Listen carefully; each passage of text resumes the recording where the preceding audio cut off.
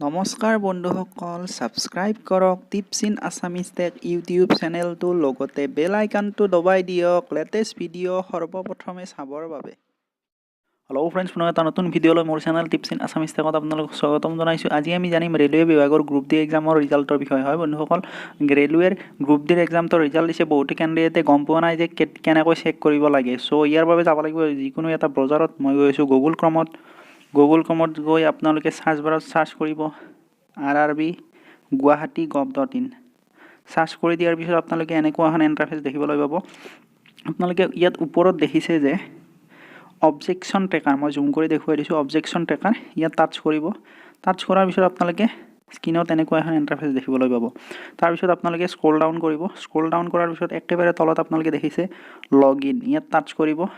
Touch কৰাৰ পিছত আপোনালোকে এনেকুৱা এখন ইণ্টাৰফেচ দেখা পাব। তাৰপিছত আপোনালোকক ইয়াত ৰেলৱেৰ যিটো ৰেজিষ্ট্ৰেশ্যন নম্বৰ আছিল ইয়াত বহুৱাব দিছে। চ' মই বহুৱাই দিছোঁ। তাৰপিছত নিজৰ ডেট অফ বাৰ্থটো ইয়াত এণ্টাৰ কৰিব দিছে। চ' মই কৰি দিছোঁ 96। তাৰপিছত আপোনালোকে লগিঙত টাচ কৰিব। টাচ কৰাৰ পিছত আপোনালোকে এনেকুৱা এখন ইণ্টাৰফেচ দেখিবলৈ পাব। আপোনালোকে দেখিছে ইয়াত ৰেজিষ্ট্ৰেশ্যন নাম্বাৰটো আহিছে, কেণ্ডিডেটৰ নেম আহিছে ৰাজু আলী, পিতাৰ নাম উমৰ আলী। তাৰপিছত আপোনালোকে সোঁফালে দেখিছে অল, কৰ্নাৰত মই জুম কৰি দেখুৱাই দিছোঁ অল, ইয়াত টাচ কৰিব। টাচ কৰাৰ পিছত আপোনালোকে এনেকুৱা এখন ইণ্টাৰফেচ দেখিবলৈ পাব, কেণ্ডিডেট ৰেছপন্স, ইয়াত টাচ কৰিব। টাচ কৰাৰ পিছত আপোনালোকে এনেকুৱা এখন ইণ্টাৰফেচ দেখিবলৈ পাব।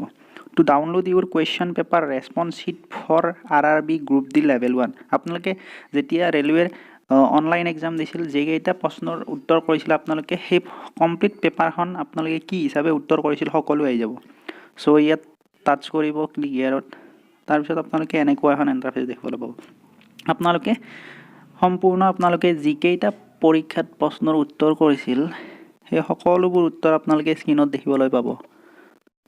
আপোনালোকে দেখিছে ইয়াত participate name Raju Ali, center name, exam date, তাৰপিছত ছাবজেক্ট লেভেল 1 আপোনালোকে স্ক্ৰীনত দেখিবলৈ পাইছে।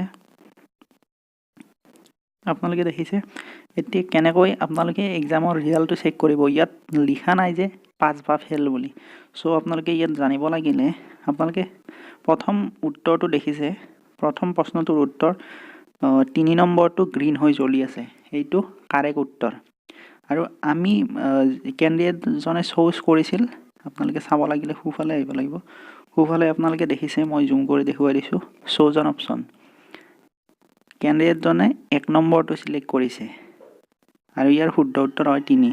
তাৰমানে এই উত্তৰটো সম্পূৰ্ণ ভুল কৰিছে কেণ্ডিডেটজনে। ঠিক তেনেকৈ আপোনালোকে 2 নম্বৰটো চাব, 4 নম্বৰটো শুদ্ধ উত্তৰ ইয়াৰ। তাৰপিছত ইয়াত কেণ্ডিডেটজনে চুজ কৰিছে 1 নম্বৰ, এইটোও ভুল উত্তৰ। ঠিক তেনেকৈ আপোনালোকে 3 নম্বৰটো চাব, 3 নম্বৰটো ইয়াৰ শুদ্ধ, কেণ্ডিডেটজনে 3 নম্বৰটো চুজ কৰিছে, এইটো শুদ্ধ উত্তৰ। চ' বন্ধুসকল, আপোনালোকে এনেকৈ চেক কৰিব। এখন বহি ল'ব, আপোনালোকে বহিখনত কিমানটা উত্তৰ হৈছে, একফালে ৰাইট কেইটা লিখিব, একফালে ৰং কেইটা লিখিব। ৰং যদি আপোনালোকে টোটেল 18টা হৈছে, ধৰা হ'ল যদি 18টা ৰং হৈছে, তেতিয়াহ'লে আপোনালোকে 3ৰে 18ক হৰণ কৰিব, পাব 6। 6 পালে আপোনালোকে যিমানটা উত্তৰ কাৰেক্ট হৈছে সেই কাৰেক্ট হোৱা উত্তৰৰ পৰা আপোনালোকে 6 নম্বৰ মাইনাছ কৰি দিব। তাৰপিছত আপোনালোকে টোটেল নম্বৰ কিমান পালে আপোনালোকৰ ওলাই যাব। তাৰপিছত আপোনালোকে মোক কমেণ্ট কৰি জনাব। চ' কিবা যদি অসুবিধা পায় মোক তেতিয়াহ'লে কমেণ্ট কৰিব, মই লগে লগে ৰিপ্লাই কৰাৰ বাবে চেষ্টা কৰিম। যদি আপোনালোকৰ ভিডিঅ'টো ভাল লাগিছে তেতিয়াহ'লে লাইক কৰিব, বন্ধুৰ লগত শ্বেয়াৰ কৰিব, লগতে চেনেলটো ছাবস্ক্ৰাইব কৰিব নাপাহৰিব। ধন্যবাদ।